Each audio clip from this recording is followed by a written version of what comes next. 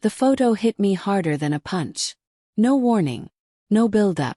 Just a casual scroll on a quiet Saturday morning. I was outside, still in my robe, watering the lawn like I had for the last 27 years. The sun was barely up. The coffee machine was hissing inside. Everything felt normal. Routine. Then my phone buzzed. It was Lydia. Well, not directly. Facebook post. Photo. She was in Houston at some sales conference, or so she'd said. In the photo, there she was, all smiles, standing next to Darren, the golden retriever of her office. All teeth, no backbone. He had one arm draped over her shoulder, the other holding 2 drinks. Her head tilted toward him, posed like a couple on their anniversary trip. Her hand rested on his chest. The caption read, "My real partner," followed by #WorkHusbandForLife. 2 hearts, 57 likes, 16 comments, all nauseating. Love you too. Office goals. Finally, just say it already. I just stared at it. My brain froze. First read through. I laughed. A dry, breathless laugh that died halfway out, like my body knew better than to waste the oxygen. I didn't call her. Didn't text. No yelling. No crying. Instead, I walked back inside. Poured myself the last of the coffee. Opened the kitchen drawer. Pulled out the beige folder I'd quietly prepped 3 weeks ago. Not because I expected this, no. Back then I still had dignity. But after overhearing her whisper to Darren on speakerphone from the guest bathroom late at night, giggling about, "If only you weren't married," I started documenting. Emotional receipts at first. Then legal ones. Inside the folder. Everything. Divorce petition. Disclosures. Property division sheets. My lawyer had called it clean and aggressive. I placed the folder squarely in the middle of the table. Then I opened Facebook. Her post was still up. I typed, "Congratulations. The divorce papers are on the kitchen table." Posted. Logged out. Walked back outside. Resumed watering the lawn. The sprinkler hissed like nothing had changed. But everything had. That night she called right on cue. Her voice was fake sweet, upbeat, trying to sound innocent. "Hey babe," she said, dragging it out like honey. "So your little comment. You're not actually mad, right? It was a joke. Everyone at the office does it. It's just a running thing. Work husband, work wife, you know. Just laughs." I let her ramble. Let her fill the silence. "You're seriously taking this the wrong way. Darren's harmless. God, you're so dramatic." When she finally paused to breathe, I said 3 words. "Check the kitchen." Silence. Then nervous laughter. "Oh my God, you're joking. You didn't actually.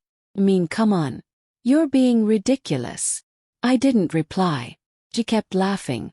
But it was thinner now, wobbly. "You're such a dork sometimes," she tried.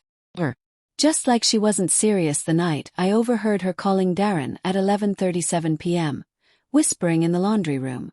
"You looked so good today in that gray shirt." Stop it, I was blushing all through the meeting. Imagine if we didn't have to sneak around. Real knee slapper, that one. That night I called Evan, my lawyer. Told him we weren't quite at the iceberg yet, but I could see it on the radar. He said, "Start gathering.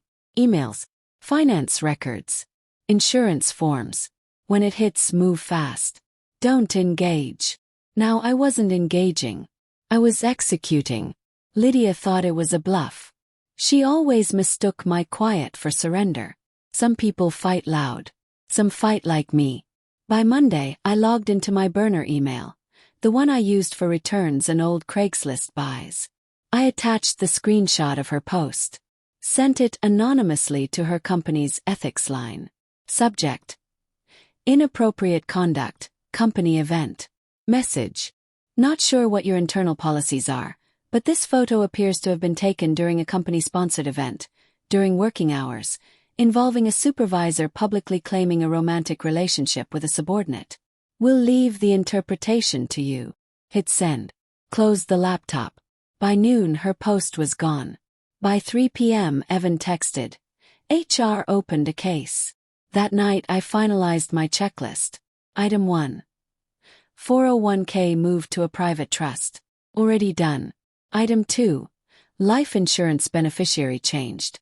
From Lydia to my sister Maggie. Item 3. Bank account split. New accounts, new passwords, new banks. Left just enough to cover bills. Item 4. Credit cards. Removed her from all. She'd swipe and find out soon enough. Her text came later. Can we talk? I muted it. She still thought she could cry her way back. But this wasn't a sitcom. This was chess. She wasn't even on the same board anymore. Don, my buddy from IT, called the next day. She didn't just flirt, man, he said.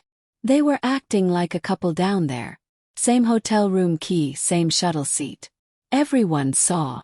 I asked, does her boss know? He does now. He looked like someone told him his retirement fund vanished. HR flagged everything. The post was from a company device. Your comment? Circulating like wildfire. By noon she was locked out of her work email. Laptop disabled. Badge revoked. She flew home early. She pulled up in an Uber, dragging her suitcase, wearing oversized sunglasses like a celebrity in crisis. He tried the door. Are you serious? She hissed. You changed the locks. I stood from the porch, calm. I changed the life. I left her standing there and walked to my truck. Guest rooms open. Paperwork's on the bed. Everything's detailed. She stormed inside, dragging her case like it owed her money. She found her things boxed. Bedroom cleared out. The beige folder on the guest bed again, but this time, a full spreadsheet of assets, already notarized. She didn't scream. She just stood there, silent, staring. Tuesday morning, she dressed like it was any normal day. Cream blouse, navy slacks, subtle heels. The necklace I gave her for our 20th anniversary. She thought she was walking into a client meeting. Instead, it was an HR panel. Or boss, HR rep. Corporate legal. They presented the screenshots, the texts, and the photos. She claimed it was a joke. Her boss snapped back. I didn't know you were sleeping with him. I didn't know you were doing it on a company trip we paid for. She was suspended immediately. By noon, her name vanished from the directory. That afternoon she raced home. You ruined my career, she screamed from the hallway. I didn't even look up. She barged into the room, shaking. One mistake. One stupid thing. You destroyed everything. I pressed play on my phone. Please direct all communication through counsel. Any further attempts will be documented. Her jaw dropped. She stormed out. But then she spotted the mail. A white envelope from HR. Confidential. She didn't open it. She didn't need to. She knew. Court was cold, bright, silent. She sat across from me, stiff, her lawyer flipping through papers like he could conjure a miracle. We didn't need theatrics. We had facts. The judge skimmed our filing. Raised an eyebrow. Marcus, my lawyer, titled it simply. Timeline of marital breach and asset contribution. Her lawyer began his doomed opening remarks. But everyone in that courtroom already knew the outcome. Lydia included.